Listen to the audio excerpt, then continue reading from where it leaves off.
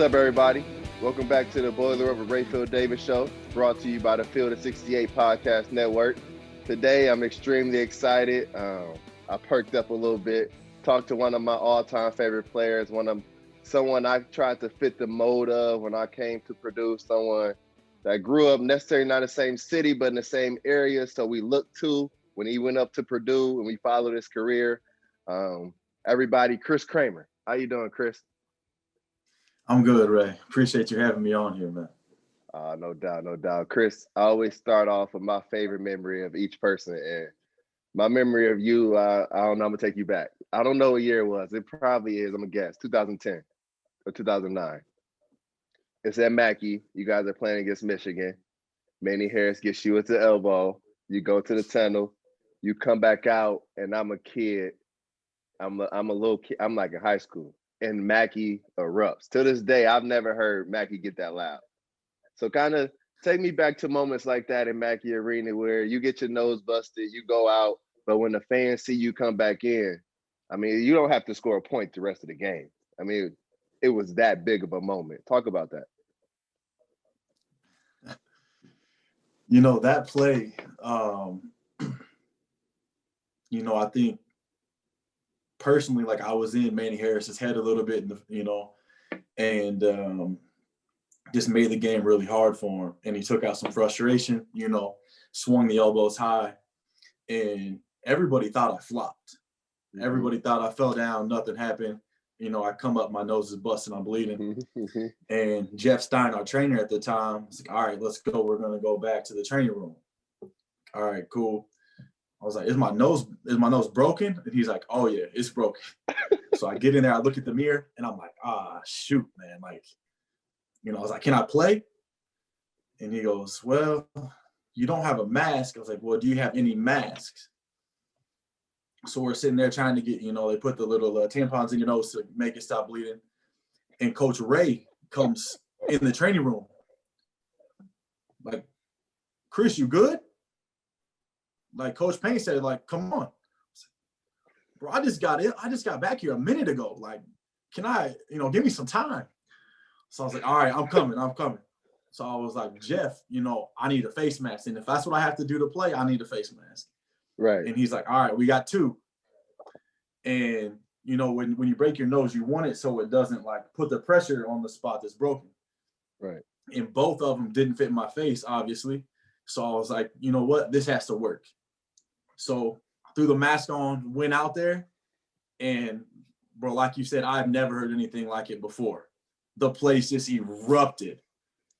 And, I sit down on the bench, and Coach Payne's like, let's go. All right. Checking the game. Man, like you've never heard before. Right. And, we win that game. But, yeah, that was crazy. Another time we played West Virginia on New Year's Day. I think we got a 5-second count early in the game. We were just drubbing them, and got a 5-second count. The place went crazy. It was so loud. And then I think another time was when, I don't know who we were playing, Michigan State, or we were playing Ohio State, and Robbie was going bananas in the first half. Yeah, I remember that game. And like, he just like bop, bop, bop. And it's just, after he hits, 5, 6, and just the place, every time he shoots it, you can just feel like the place ready to go again. Mm-hmm. And, those memories, man, like I get goosebumps just even talking about it. It brings back so many great memories. No. Every time I'm talking to, like I said, talking to you, talking to Lou, I mean, it just give me all those, it take me back to high school because I committed so early. I probably committed, I think, your sophomore year. I think I committed my freshman year would have been like 2009, 2010, one of those years I committed. So, I mean, to come along with y'all kind of on that ride and kind of see where you came in and kind of see kind of where you left and the impact you had and kind of still see the impact you have now. Like I said, I'm still a big fan behind all of it. But so I got questions of my own. I want to know the Kris Kramer story. Take us back. When did you start playing ball? I know you grew up in Huntington, but kind of tell us your background, kind of tell us about it. Yeah, so I grew up in Huntington.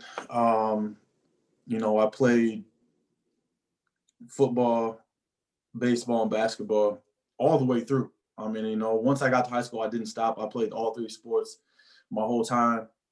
But I was started once my dad would go and play in rec leagues and stuff like that, and I would be that little kid that 5 years old shooting on the side. Every time there's a timeout, halftime, running out there on the court, just trying to get any type of time to try to shoot. And that's kind of where that love began. Obviously, something my father loved to do. So I obviously enjoyed doing that as well.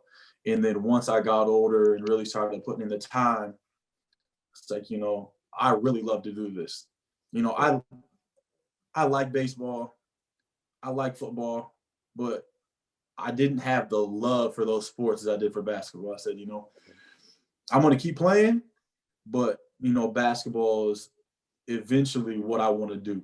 And, that's where I, put in the most time. And, I'm blessed to be in the position I am, now playing professionally, 11 years. That's what's up. When did you start to get recruited? Was it something that started early for you? Or did Purdue come in the picture late? Kind of take us through that. Man, let me remember. It's been years. I was getting recruited.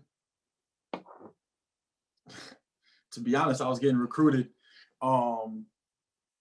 football and basketball. But my football coach knew. I told him early on, I said, anything comes, just shut it down. Like, there's no way I'm going to play football. So, I think I started to get some smaller schools. I had Ball State, some MAC schools and stuff like that. When I was in high school, a guy that went to my high school, Sean Klein, played at IU. So my high school coach took me down there. I went on a visit. I got an offer from Iowa early, but I was like, I can't go to Iowa. It's too far away. I visited Ohio State. But my AAU coach, actually, his brother was a coach at Ohio State at the time. So, or no, he was a coach at Ohio State. Yeah, I'm sorry. Before he was our AAU coach. And so I went there on a visit, and they're like, oh, yeah, Greg Oden, Mike Conley, Daquan Cook. I said, yeah, I'm good, guys. Like, I want to play. I don't care if they're coming for 1 year and they're leaving. I want to play. And then, Purdue kind of came in the mix, when Coach Payne and my high school coach were good friends. And as soon as, I came on a visit, Paul Lusk was the one that kind of recruited me the hardest. Had a great relationship with him. Obviously had a great relationship with Coach Payne. Once that offer came, it was a no-brainer to me. I knew exactly that's where I wanted to go, just based off the relationship I had with both of those coaches. And just the way Coach Payne is, if you want to play, this is what you got to do. Right. And I respected that. And, it said, if I don't play, I'm going to know why I'm not playing. Exactly. I don't want somebody to lie to me. Oh, you're going to come in, you're going to play 30 minutes a game, you're going to be the man, and then get on campus and be like, man, you lied to me. You know what I mean? Like, I didn't want to go through that. So I respected that about Coach Payne, and, it was the best decision I ever made. No, that's real. And talk about, because I feel the same. Like, wait, when someone asked me why Purdue, why so early, I was 15, and I was at the point where I had kind of been through the recruiting game a little bit, been through the rankings game a little bit, and I was like, I just want somebody that wasn't going to lie to me. So it's the same thing. I think that's kind of the common thing with Payne, even to this day. I think that's why he can relate with, because I still, even though I'm not in your era, I'm not your generation, he would always tell me that I missed my time. I should have played with y'all. So for him to be able to relate with people with your mindset, the Etwans and all of that stuff, even the Carl Landrys, but then also to be able to relate with the Carsons and the Eric Hunters, I just think that, I'm not gonna lie to you, that just sticks. It does that gives you longevity. But talk about just when you came into Purdue, you kind of came into a transition. Paint was new. You had Carl Land, you had David Teague. So what was that like going into more of a transition period? Where you guys had much expected from you? How was young Paint? Was he wild? What was that like? They're talking about redshirting me. Mm. And I was like, nah, like that's not an option. So what do I got to do to play? Like, you know, and like, you know, you got to be a lockdown defender. Cool. That's what y'all need. I got you. So at that time, David Teague, he was a great defender. And Coach Martin was there. They both took me under their wing.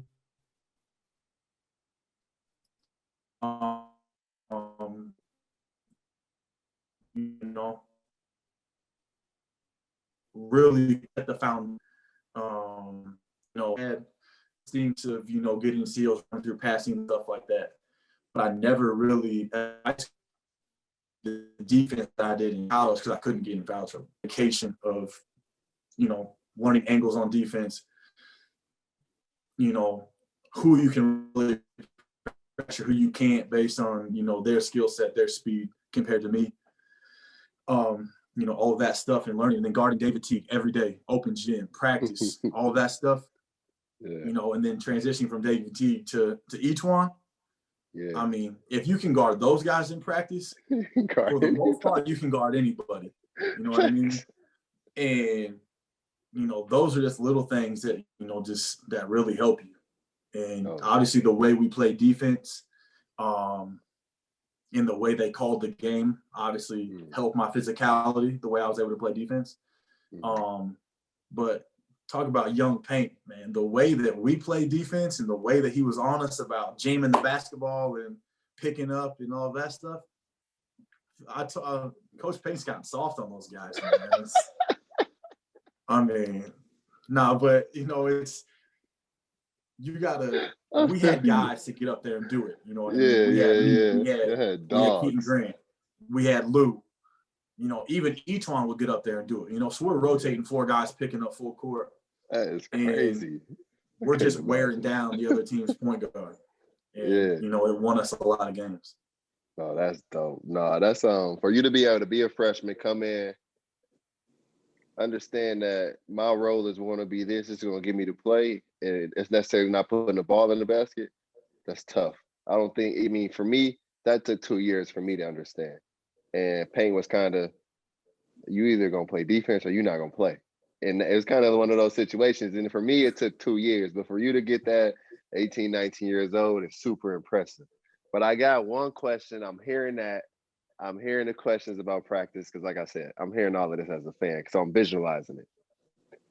Who's tougher to check? Etuan or David Teague? 101. You got an ISO situation. No help behind you. Etuan. Why? I love Teezy.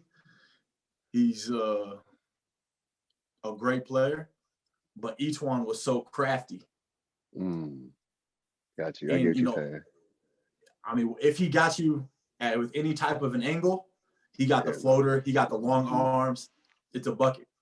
Yeah. And, you know, with T, you know, he was an elite shooter.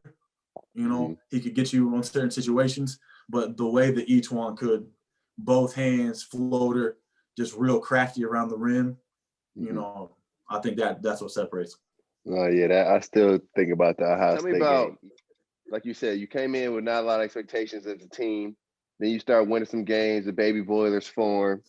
But you're the leader. You're the leader of that group. One, I just want to hear about how did you kind of take the leadership of such a young group? And how did that, because you were a young guy yourself. What was that like, that leadership role, being young, taking a leadership role over younger guys? You know, it was tough because really I didn't know much more than they did. You know, my first year we had no expectations. We had to win a game to get in the NCAA tournament. You know, we lost to Florida in a great game. And then that next year, you know, we got one of the best recruiting classes in the country coming in. And, I'm named the captain. I'm like, okay, so what am I supposed to, I know how it works a little bit, but I don't know everything I want to know. Right. So, I've just tried to, help those guys in certain situations, how it's going to be in the summer. Any of the situations that I knew, like to help them with our schemes offensively, defensively, really just be there for them. Because essentially, like I said, I didn't know a lot. With those guys, you didn't have to hold them accountable. You didn't have to make sure they were on time. They weren't doing anything, disciplinary to, make them, like you would do, make them get on the Versa climb or anything like that. Like that was never an issue. Right. And, so it was really just being there, trying to help them in any way I could. Right. And those guys, obviously, first of all, great people, and unbelievable basketball players. They picked up on everything so quick. It was just adjusting to, and I remember Rob saying, like, we would work out, almost every day in the weight room. And like, he said like his core and like his body was so sore for like the first month he was there. Like, his body goes into shock, doing something that you haven't done in the weight room, consecutively. But I think, once they got rid of that, I think everything was good. I think Smooge went through at one point, like he really hit that freshman wall that they talk about. And, you're going through game after game after game, practice after practice. And, as our season goes, the expectations are like, oh, these guys are doing something, we're gaining a lot of traction nationally and stuff like that. And, once, guys hit that wall, it's, we got to try to get them out of that, get them right as soon as we can, try to help them in any way we can. And, once each one, broke through that wall, we were good to go. Nice. And then talk about just those times starting to win games, and now you got the target on your back. But you being a dog, you being such a defensive-minded player, you don't really, you take that target and then you kind of scout to hunt. Was there anybody that rather you were going on the road or that was coming into Mackey and you circled the scout report and you got excited for that matchup? You got excited for that game? There's some, obviously, whenever like we played Ohio State, like Evan Turner, because ET was one of the best players in the country. Those are the type of guys you want to guard. That's your measuring stick. Personally, I thought I was one of the best defenders in the country. I want to see where, let's go toe to toe and let's see who can win this battle. But that one game, obviously, is Steph Curry played Davidson. That's the game where it was like, I'm 100% locked in to the scouting report, watching extra film, this guy is not going to give us 50. Like, we are not going to be on Sports Center with Steph Curry just destroying us.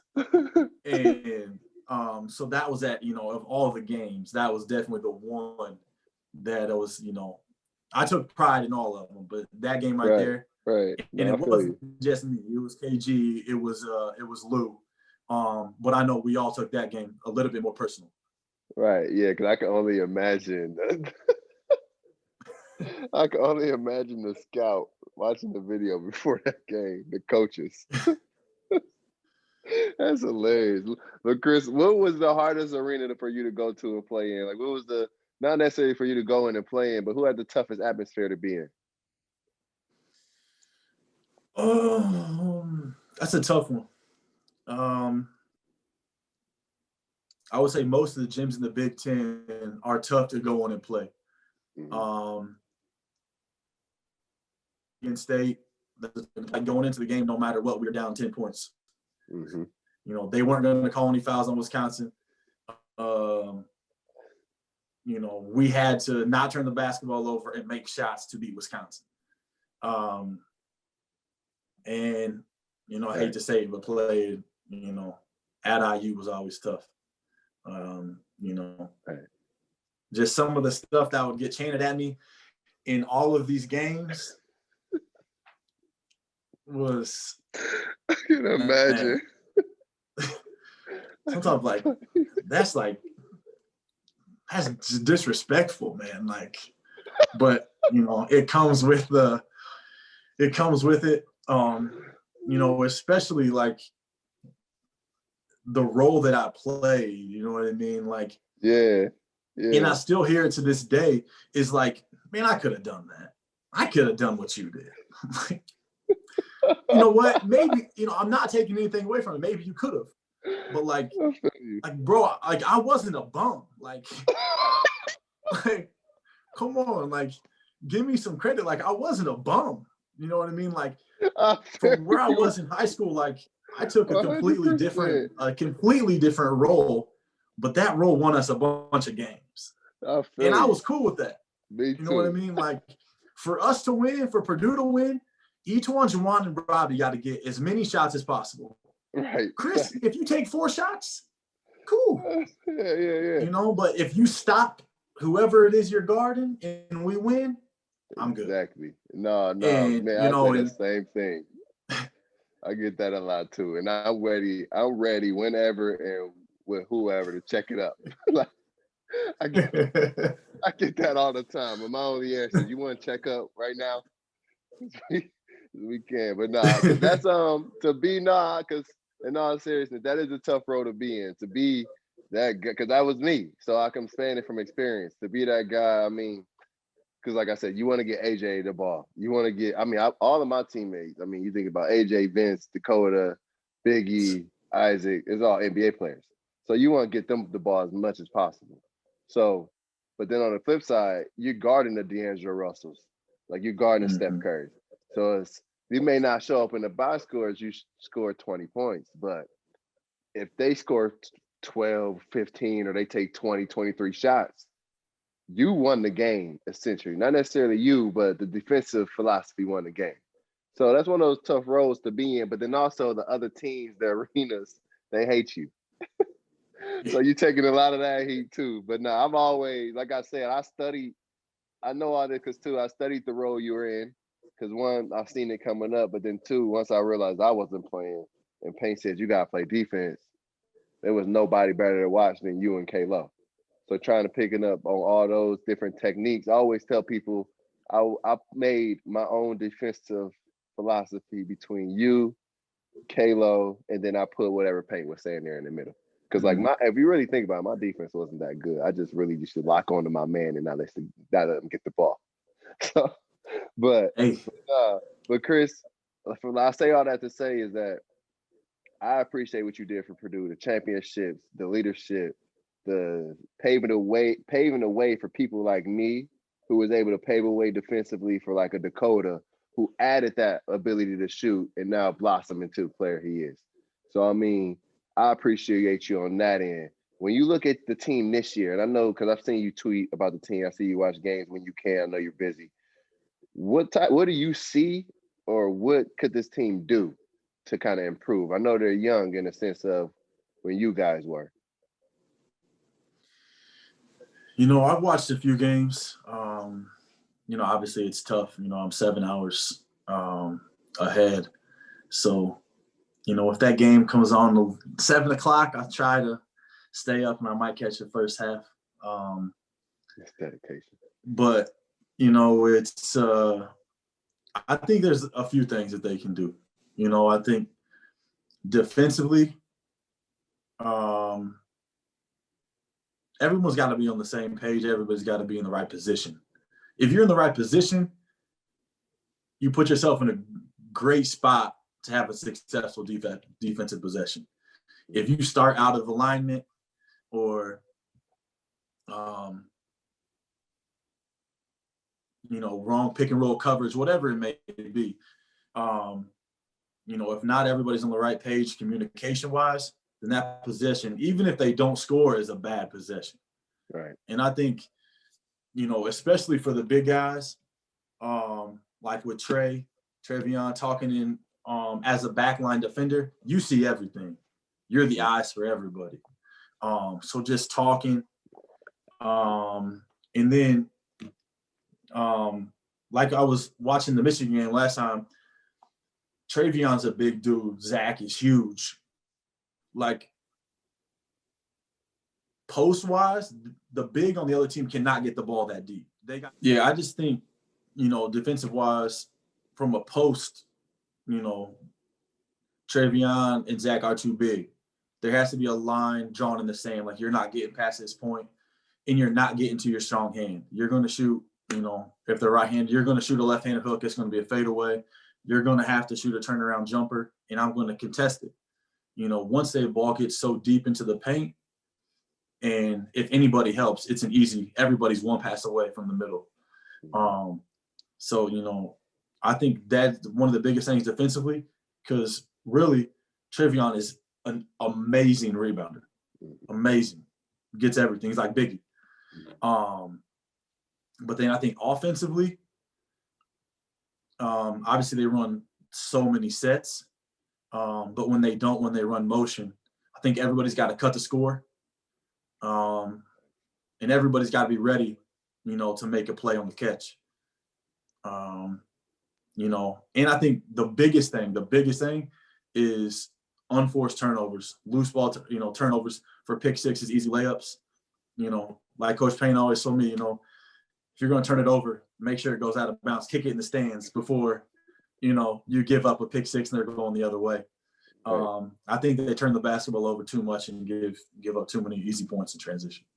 No, I agree with everything you said. Everything you said is everything that I've been saying all season. So, no, I mean, for you to even, like you said, you're busy. You're 7 hours ahead. You play professional basketball. For you to still be invested in what's going on at Purdue shows, one, what Purdue meant to you, but just kind of just shows why Purdue is just such a big family. But like I know, like I said, we appreciate all the memories and everything that's, like you said about now. But I'm really interested. I know a lot of people are interested. What's going on with you now? I know you've been playing professionally, like you said, 11 years. How's that been? Kind of where have you played? Where's been the most enjoyable place? Are you enjoying it? Kind of talk about it a little bit. Yeah, so after graduating, I went down to Indy and worked out, did all of those NBA workouts and things like that. Obviously went undrafted. I went to camp with the Milwaukee Bucks. I was, the last guard cut from that team. Scott Skiles, the coach, brought me in. When he cut me, and was like, I want to keep you, but we have 15 guaranteed contracts, so we can't. So I was like, all right, I'm going to go to the G League, and I'm going to try to get back, and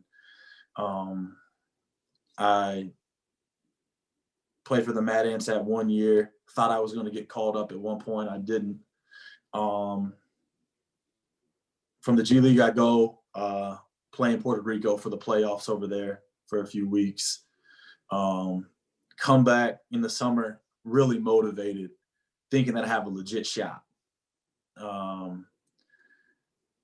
Go to a training camp or a workout with the Chicago Bulls, play out of my mind. A few days later, the NBA goes into the lockout. So at that point, talk to my agent. It's like,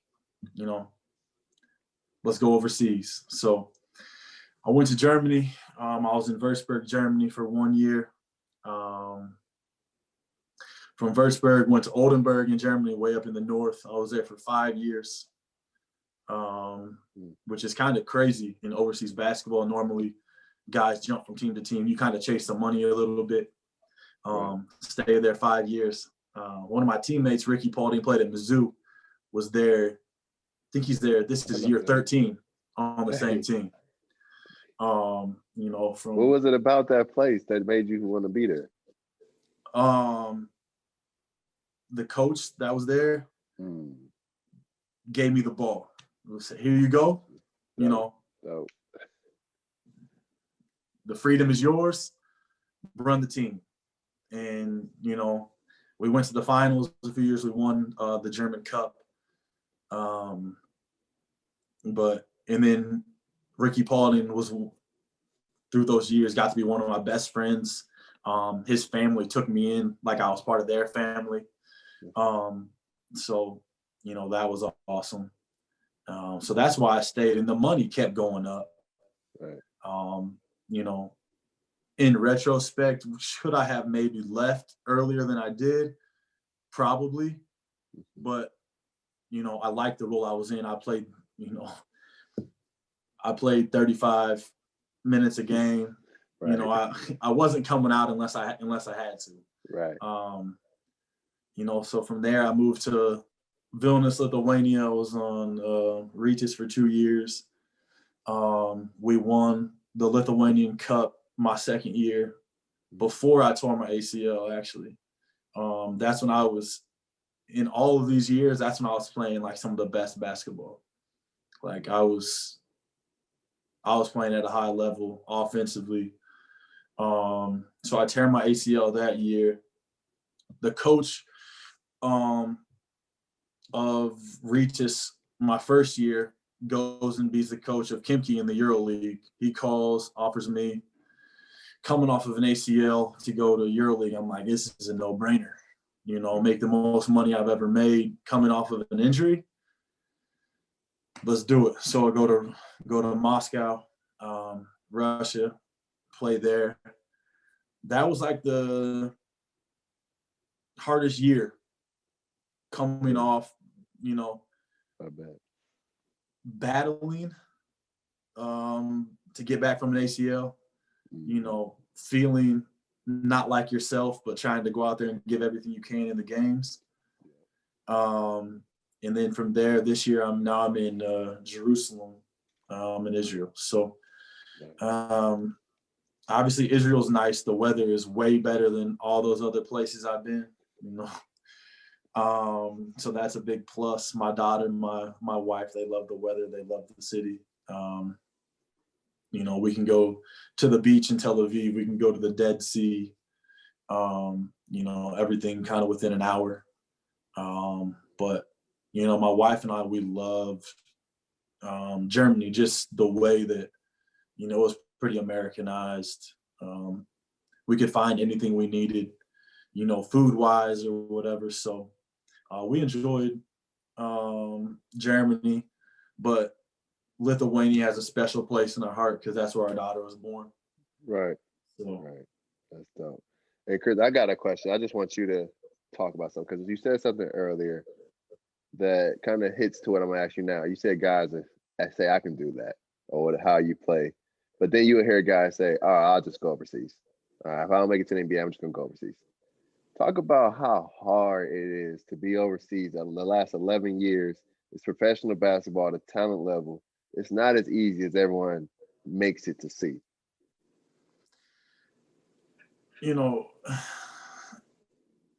It's not the NBA. I'm not going to lie to you. It's not. In the EuroLeague, there is a little bit of that glitz and the glamour.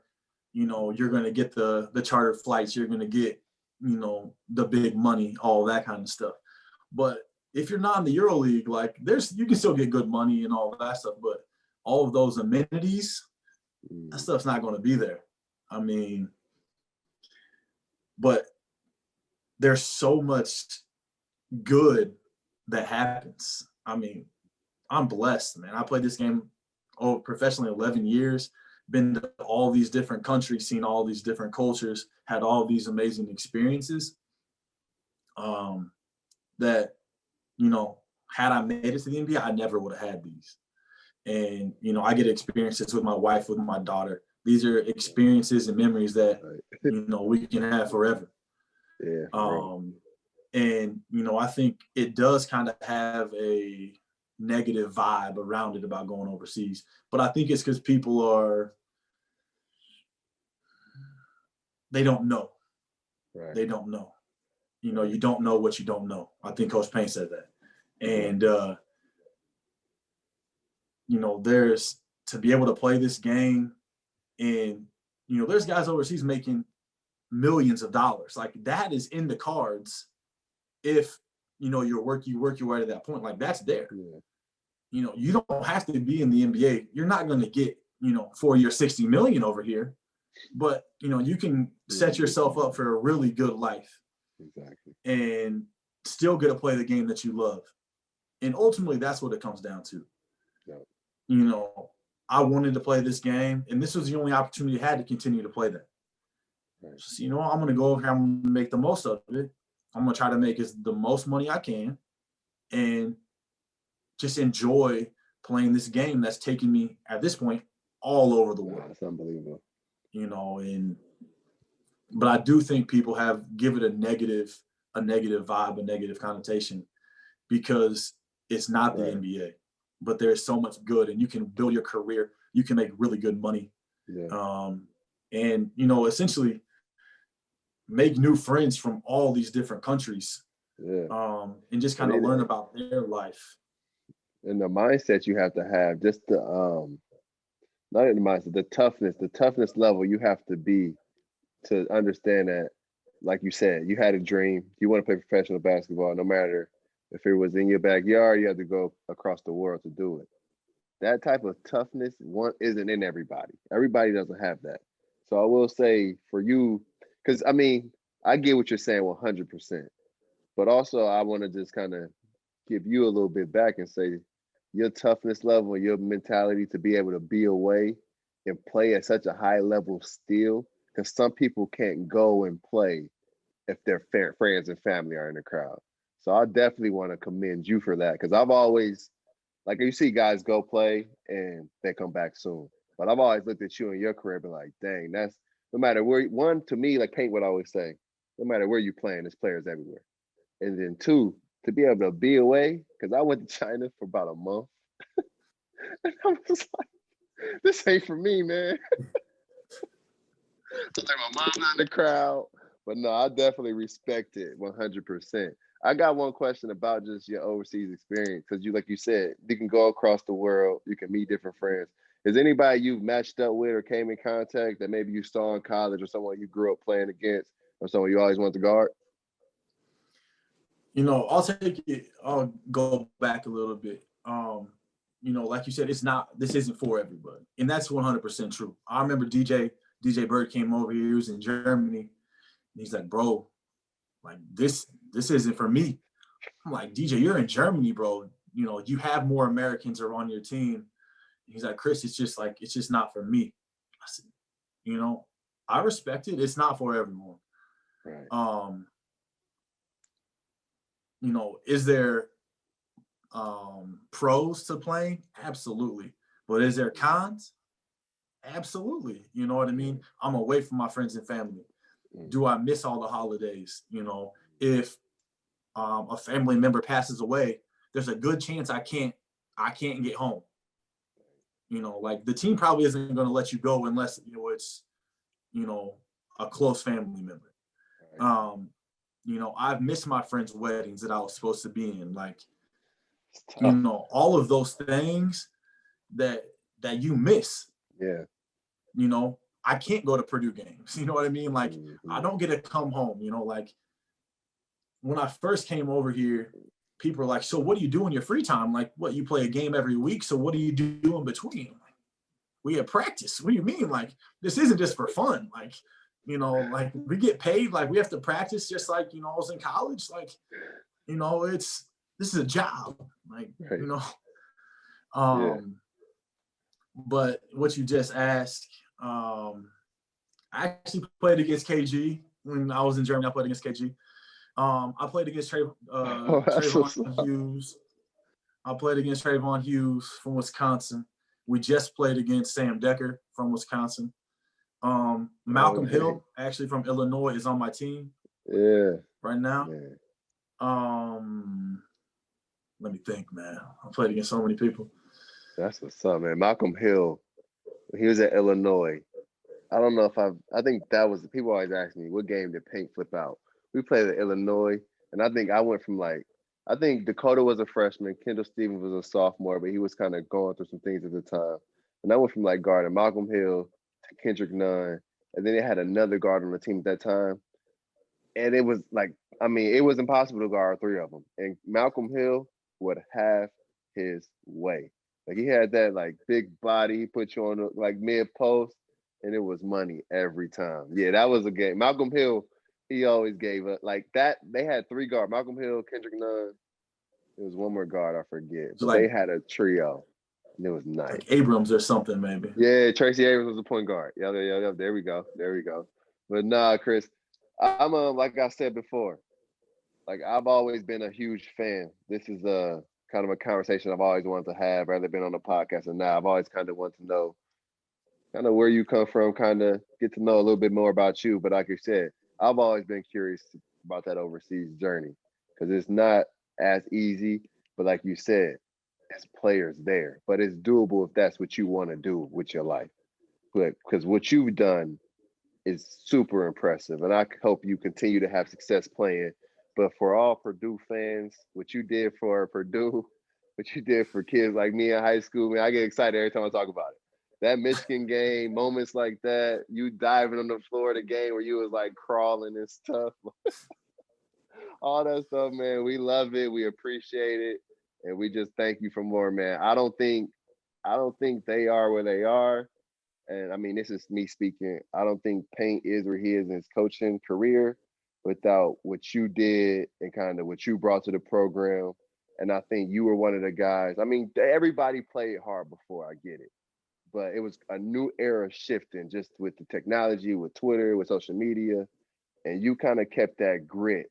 And you really kind of kept that what it means to play hard, and playing hard is still cool. And even though the Big Ten kind of shifted, like you were saying, they guard different now. You kind of allow Purdue to keep that same mentality, to play hard, the physicality, and not just kind of shovel right into it. And then guys after me just go right into it too. But thank you, bro. I appreciate it. I appreciate it. You know, like looking back, like, you know, when you tweeted some questions for me or whatever, in my news feed, I woke up this morning, it was blowing up. And somebody like put the video of me like swimming on the floor against Tennessee. In my head now, I'm like, what in the hell were you doing? Like why did you think that was a good idea? It worked out, yes, but why did you do that? Like the shot from your knees, like, all of that stuff. On man. That, like in the summer, like, you know, they'll tweet, you know, Boiler, the Purdue men's basketball will like tweet like the game from whatever year when I played is on like you know, Big Ten. And I'll watch it and I'll be like, man, you are bad. Like I'll be like, or I'll be wide open, and I'll be like, shoot it. Didn't even look at the rim. It's like, where's Eton? Where's Rob? Let's move it. You know, I'm just like, man. I'm the same way. That's why it's so funny, man. I watch it again, I be like, yo, like, I get it. You suck. I said that same thing to myself all the time. And then I have a good one. I find a good one on YouTube. I can't wait to show my fiance. Come look at this one.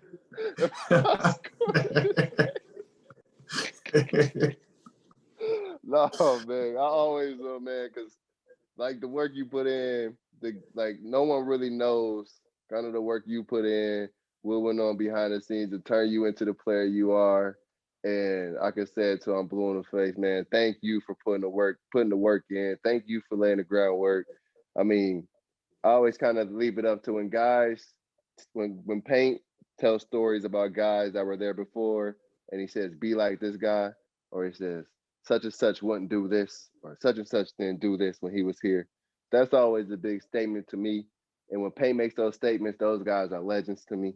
And I mean, man, you fall right into that. So I would wish you the best. I appreciate you. We look forward to following you. Make sure everybody click the link below, subscribe, Boiler Over Rapheal Davis, the Field of 68 Podcast Network, Kris Kramer, one of my favorite players, the best defensive player in Purdue history all time. I give it to him. Thanks, man. I appreciate it.